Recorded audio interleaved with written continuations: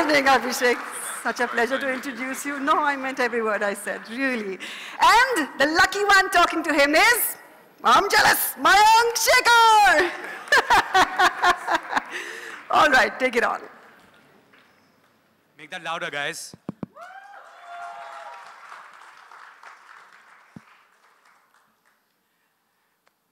This is the second one-on-one conversation of the day at Jagran Cinema Summit. Just to let Abhisek know, in case he hasn't read what the topic is. The topic is deep dive, in the sense, I wish we'd done some drugs together, because it's easier to deep dive. But I guess you're an actor, so I guess it's easier for you to deep dive without the drugs. What we're really looking at, of course, is the evolving idea or the concept of a Bollywood superstar. Why you are the perfect fit for this one is because you've said this quite often now, that you told yourself that you're going to take a break. Actually, 2 years is not even a break, it's a sabbatical. And you decided to reset your acting goals.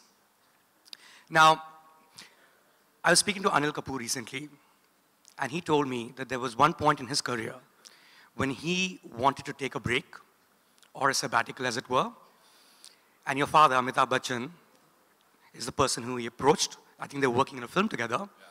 And he immediately told him, never ever do that. Keep working. You had the same man in your house. Did he not give you the same advice? Firstly, good afternoon, good evening, everyone, and thank you. Oh.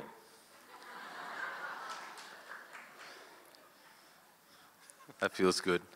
See, you shouldn't have taken that self-imposed hiatus. You know, Mayank, when I decided that I needed to take this sabbatical, I was very convinced that this is what I needed to do for myself, for my career.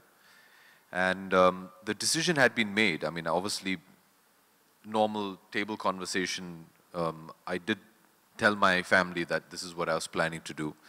And my father, he did respond with a similar, I mean, I don't think he was as emphatic as he would have been with Anil, but he said, look, you know, I did this and it's the biggest mistake I made in my career. Right.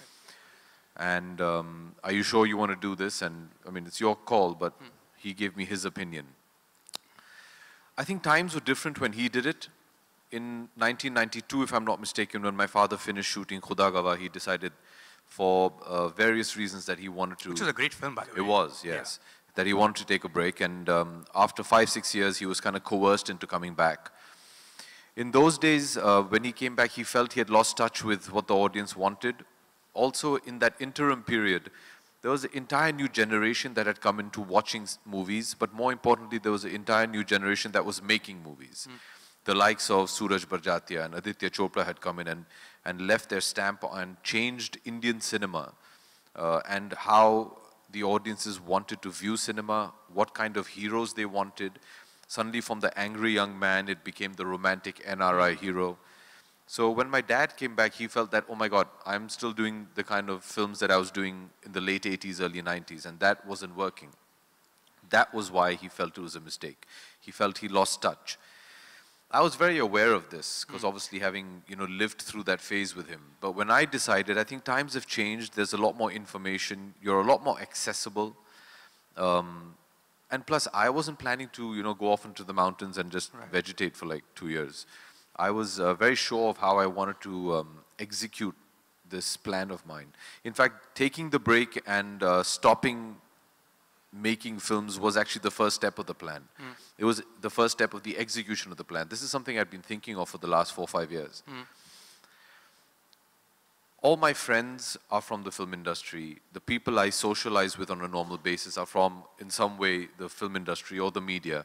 So I think, and today you have social media as well, and I think it's very easy to keep abreast of what's going on, what kind of films are being made. So I wasn't really removing myself from this world. So I was very sure of that I'm not going to lose touch. But more importantly, it was a very personal decision where I felt I just needed to recalibrate how I was working. It wasn't the kind of work I was doing, it's how I was doing the work. And I was very confident in the kind of actor I hoped to come back as. I had more confidence in that actor than I did in the doubt of, oh my God, am I going to lose touch? You know, out of sight, out of mind. You know, are you going to be left behind? All these kind of things. So I was more confident on the person that I aimed to become. And I think that's the difference between my dad's time and my time. Yeah. Right. I mean, one of the words to describe a summit, perhaps if you were to translate in Hindi, would be a manthan, right? Self-introspection. And that's precisely what you did. What was the conclusion from that self-introspection? Not that you went to the Himalayas, you were obviously working, you were doing various things at the same time. But what is it that you learned because you took a step back to be able to see a larger picture?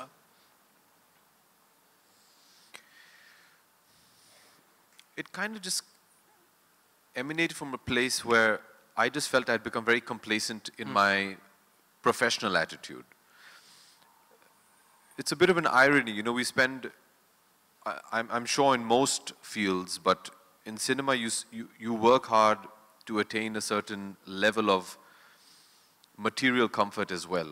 I mean, let's all be honest with ourselves, you know, that is a big part of our lives. And once you attain that comfort, then you just start coasting along with it. What happened with me professionally is I was in a phase where I was making some very successful films. I was getting paid some very good money. I had no pressure to deliver a hit because that was on a fellow actor of mine.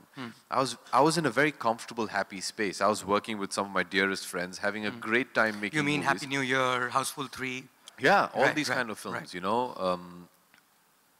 And what happens is once it works, then you do another one because you know it works. Then you do the third one saying, this is really easy. Life isn't meant to be easy, especially films. Filmmaking is definitely not meant to be easy. As a creative person, as an actor, especially today, it's very important to be uncomfortable. It's very important to be challenged on a daily basis.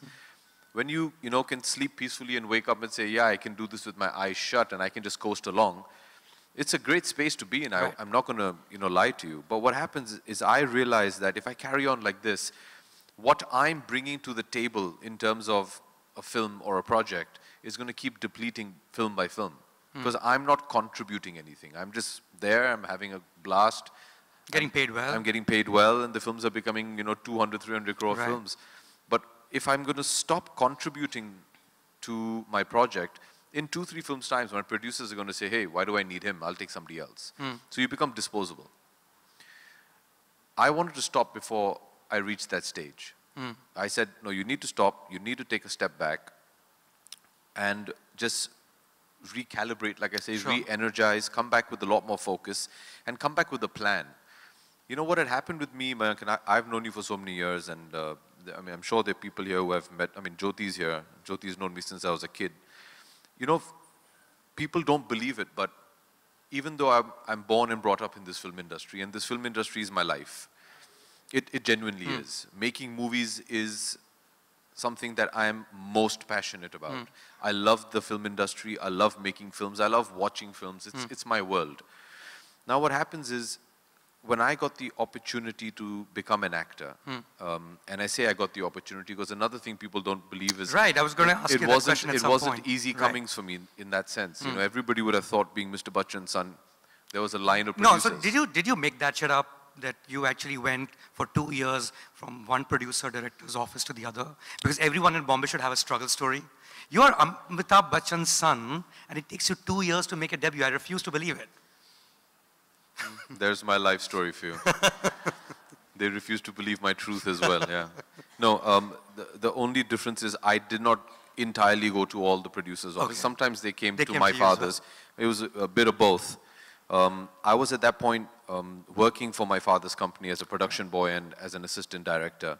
And that's when I was trying to get a job as an actor. And shockingly, which should have been a reality check for me, which I obviously didn't let it impact me as much as it should have, was most of them, and all the ones that said no to me, said it saying, no, we don't want the responsibility of launching Amitabh Bachchan's son. Because they realized what that would take.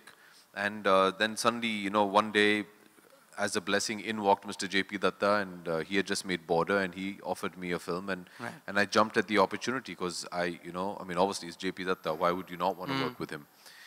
But what happened after that is, it's just, you're like a kid in a candy store.